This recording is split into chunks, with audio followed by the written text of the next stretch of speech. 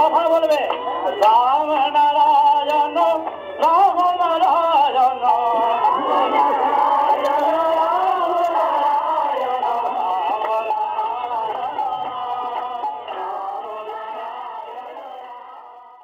রাম নারায়ণ রাম। প্রিয় সুধীবৃন্দ, ঠাকুরের এই দুর্লভ বেদবাণী আপনারা ধৈর্য সহকারে পুরোটা শুনবেন। রাম নারায়ণ রাম। থেকে আমাদের সবাই ঠাকুরমার মহাপ্রয়াণকে সবানুগমন করে শুক্তাধামে ফিরলেন। সেখানে ৬-৭ হাজার লোক দাঁড়িয়ে দূর থেকে এসছে দর্শন দীক্ষার জন্য। তাই তার ব্যক্তিগত শোক দুঃখ তিনি সরিয়ে রেখে এই হাজার লক্ষের দিকে তাকিয়ে তার নিজের কাজে এলেন, সেবার কাজে, দেশ সেবা, জনসেবা, জগতের সেবার কাজে। কি বলছেন তিনি?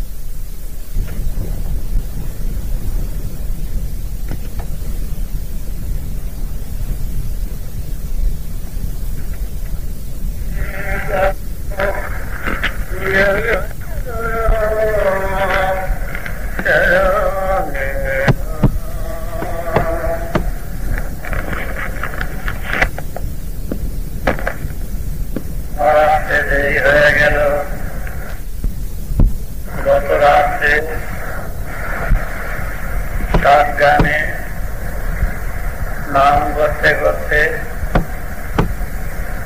রাম নারায়ণ রাম এই নাম করেছিলেন, আর বুড়া শিবের কীর্তন করেছিলেন, সবাইকে খাইয়ে দাইয়ে যে সন্ধান করে তারপর গড়ে উঠলেন। আমার শরীরটা একটু অস্থির করছে, একটা নাম করছি, নাম করতে করতে সবাইকে আশীর্বাদ করলেন, চলে গেলেন।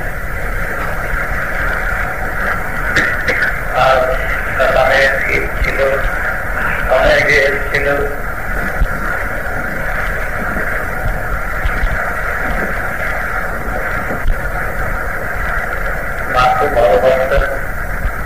এই বৃদ্ধা ঘর এত বছর তিনি প্রায় প্রতিদিনই আমাকে দেখতে আসছেন।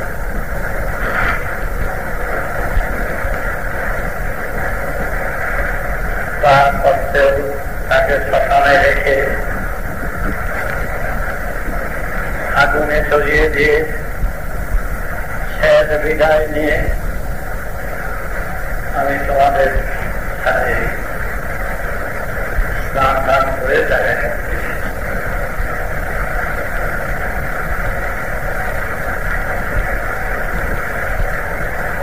সবাই যেতে হবে, এইভাবে চলে গেছে বহু বাবা বহু মা। তাদের ঠিক ঠিকানা অনেকেই জানে, কিন্তু এই প্রকৃতির রাজত্বে পাশের দিনে চলা যায় না। তাই পথিক, তোমরা যাত্রী, আসতেও রক্তের জোরে যৌবনের ধাক্কা অনেকে অনেক সময় অনেক কিছু বলে, ওগুলো থাকে না, মুছে যায়। শেষ বেলা জীবনের শেষ প্রান্তে যখন আসে, তখন আসে আফসোস, ব্যথা, বেদনা, ছায় সুতার। কারণ দেখা যায় কোনো কিছুই কারণেও কিছু থাকে না, যত আপন তত বড়, যত কাছে টানি তত দূরে সরে যায়। এই পৃথিবীর কোনো বস্তুই তোমার আপন হয়ে থাকে না, আমরা আপন করে রাখতে চাই, একটা আপন হয়ে থাকে না। যারা আপন থাকবে না, যারা ভেতরে থাকবে না, যারা তোমার হয়ে থাকবে না, আমরা এমনই বেকুব, সে তারই পিছনে আমরা জোর করে তাকে আপন করার জন্য প্রাণ চেষ্টা করে চলছি। যেইভাবে হোক তাকে আপন করব, তাকে কাছে রাখবো, তাকে যেতে দেব না, তাকে সরে যেতে দেব না। এই কি ব্যাপার! কিন্তু এমনই ব্যাপার, সরেও যাবে, আপনও থাকবে না, মুছেও যাবে, চিরকালের জন্য যাবে, আর আমরা আফসোস করেও মারব। কিন্তু শেষ বেলায় হায় হুতার আফসোস ছাড়া আর কিছুই থাকছে না। এইভাবেই চলে আসছে আবহমান কাল। তোমার বাবা, আমার বাবা, তার বাবা, তার বাবা, সব বাবা উঠে চিত্ত বাবাই আসল বুঝা বুঝে বুঝতে পারলেন না। তাহলে তো আসলেই বুঝে নিতেন। যখন বল কৌশল ছল ছাতুরি মিথ্যা প্রবঞ্চনা শুধু আপন করার জন্য, নিজেকে নিজের গণ্ডির মধ্যে বেঁধে রাখার জন্য। কিন্তু বেঁধে রাখা যায় না, বেঁধে রাখা চলে না। এই বেঁধে রাখার জন্য কত ছল ছাতুরি করতে হচ্ছে, কত প্রবঞ্চনা করতে হচ্ছে, কত মিথ্যার আশ্রয় নিতে হচ্ছে। কিন্তু বাঁচতে তো আর পারলে না, বাঁচাতে চায় না। এর উপায়টা কি? আসলাম কেন পৃথিবীতে?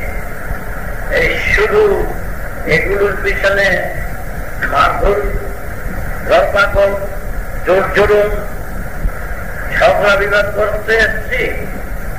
আসলটাই তো আমরা পেলাম, আসলের দিকে তো কেউ যাচ্ছি না। এখন খোঁজো আসল, এই পৃথিবীর মুখে আসল খোঁজো। নকল তো দেখলাম, বিশ্ব সৃষ্টি সেই আসলের সুরে সুরে মিলিয়ে আসো চলো। কোথায় সেই আসলের সুর সারা খুঁজে যদি বার করতে চেষ্টা করি, নিশ্চয়ই খুঁজে পাবো। খুঁজে পাওয়ার জন্যই তো এই জন্ম। এই জন্ম তো না পাওয়ার জন্য নয়, সৃষ্টি এত টাকা নয়, ফাঁকি দেওয়ার জন্য আমাদের পাঠাননি, করবার জন্যই আমাদের পাঠিয়েছে সৃষ্টি। তাহলে এবার গলার মুখে আসো, আমরা সবাই এগিয়ে যাচ্ছি এই বিশ্ব করে দিই শূন্য ভাবছে। কোথায় এর শেষ, এর উদ্দেশ্য কোথায়? খুঁজে বার করে দেখি। কেন এই জন্ম, কেন এই জন্মের উদ্দেশ্য, এই সৃষ্টির উদ্দেশ্য? আসো বোঝো। সেদিন খুঁজে পাবে আসল উদ্দেশ্য, সেদিন নিশ্চয়ই আমরা আমাদের সফলতার দিকটা আমাদের সাবধান হয়ে যাব। আমরা পরিতৃপ্তি ভাবে পরিতৃপ্ত হব, আমাদের সাধনার পর সুগম হয়ে যাবে, সহজ হয়ে যাবে। এত জটিলতার মাঝে নিজেকে ব্যস্ত রাখতে হবে না। আজ আমরা জটিলতার মাঝে ডুবে রয়েছি। এত যে মন্ত্র, এত যে জপ, এত যে ধ্যান, এত কীর্তন কেন? খুঁজে যদি পাওয়া যায় কোন গুপ্ত জায়গায় রয়েছে আসল, সে গুপ্ত চাবিটা কোথায়?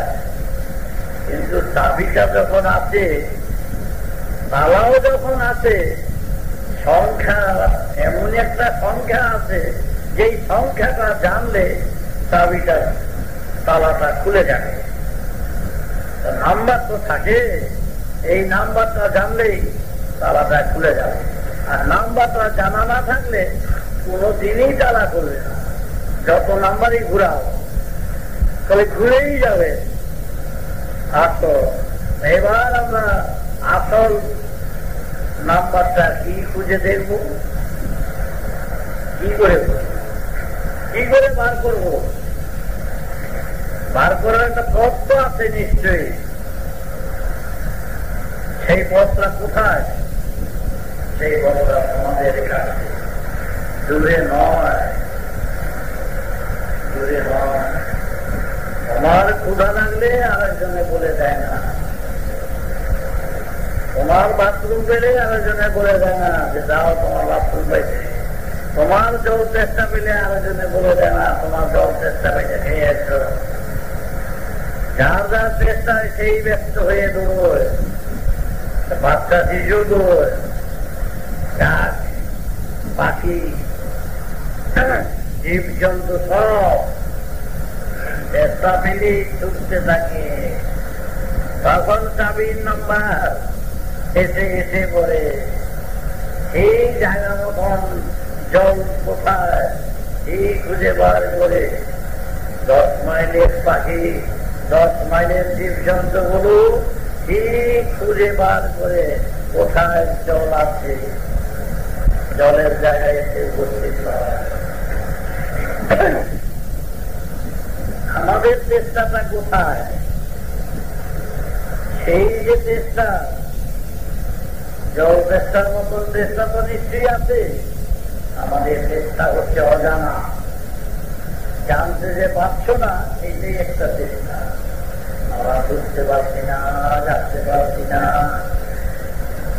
এই যে হঠাৎ ভাবটাই একটা।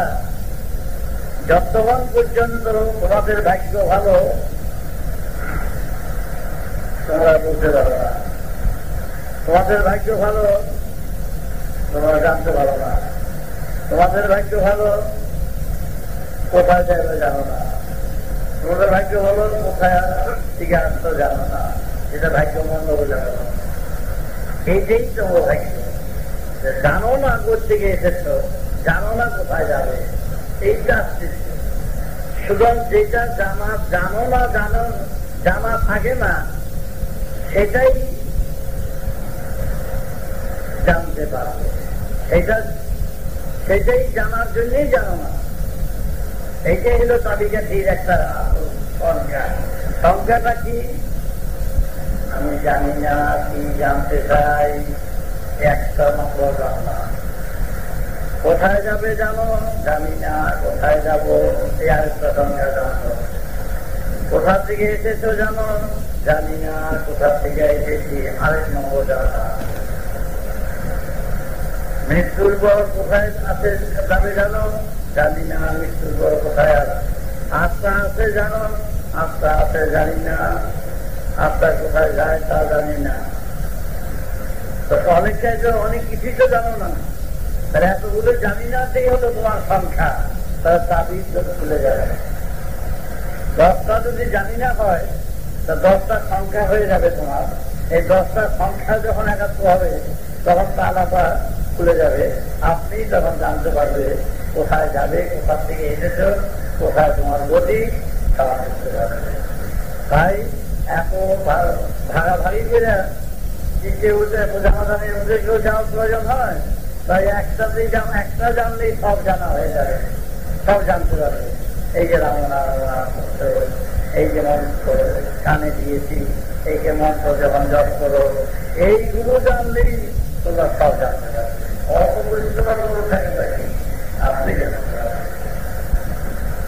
এই যে মহামন্ত্র যেখানে এসছি, এই বীজ ক্ষেত্রে কোথা হবে, এই ক্ষেত্রের থেকে এই বীজ ফুটবে, এই বীজ দিতে গেলে দিন লাগে, ক্ষণ লাগে, সময় লাগে, দক্ষিণা লাগে, বস্ত্র লাগে, দূরে ভালো করে খেতে দিতে হয়, তারপর তো দক্ষিণা, তারপর তো মন্ত্র, দেখো কত কিছু লাগে। আর এই বাবার দিয়ে যখন দীক্ষা নাও, খেতে দিবে না, দক্ষিণা দিবে না, বস্ত্র দিবে না, দিন লাগে না, ক্ষণ লাগে না, একেবারে লাইন যেটা আছে একেবারে লাইন নিয়ে সবাইয়া ধাক্কাইয়া ঢুকাইয়া দীক্ষা দিয়ে দিতে হবে। বীজটা দিয়ে দীক্ষায় লাভাবের কত কষ্ট করে কারণ ওই সরিষা ধান ছড়িয়ে দিতে হয়, একটা একটা করে পড়তে চলে না, ছিটিয়ে ছিটিয়ে যেতে হয়, এই বীজ ছিটিয়ে দিতে হয়। তোমাদের এই দেহ ক্ষেত্রে বীজ ছিটিয়ে যাচ্ছি, ছড়িয়ে যাচ্ছি, সুফল ফলবে তখন বুঝবে, আর নাম করবে, ধ্যান করবে, বাবার আদেশ তখন চলবে। এক টুকরা কাগজ দেওয়া হবে, সেটা মুখস্থ করবে, ওই টুকরা কাগজটিতে লেখা থাকবে, যেটা কেন দেওয়া আছে সেটা লেখা থাকে, সেটা পরে মুখস্থ করবে। সেটা তাদের তো খিদাও লাগতেছে না, কষ্টও লাগতেছে না, বাবাকে খাওয়ার পর্যন্ত চিন্তাও করতে হচ্ছে না, কত সহজে দীক্ষা করতে হতো। যেখানে পয়সা করছো দীক্ষা, সেটা দীক্ষাই না। তাই তোমরা সেইভাবে চলবে, সেই মতে চলবে এবং দেশের দোষের কাজ করবে এবং শয়তান মুক্ত করতে হলে শয়তানদের বিরুদ্ধে প্রতিবাদ করতে হবে। এইভাবে আমাদের কাজ করতে হবে। আর কিছু বলার ছিল, দেরি হয়ে গেল, কিন্তু এখন কিছু আর বলবো না। মায়ের কথাটা বাবার মনে পড়ছে, তোমরা এসেও তোমরা বেশি বলবে না, আসলে দেখা গেল মনের অবস্থা নয়। প্রিয় সুধীবৃন্দ, আশা করি আপনারা আপনাদের মূল্যবান মতামত এবং পরামর্শ কমেন্ট করে জানাবেন এবং সাবস্ক্রাইব করে দেবেন। রাম ও নারায়ণ রাম।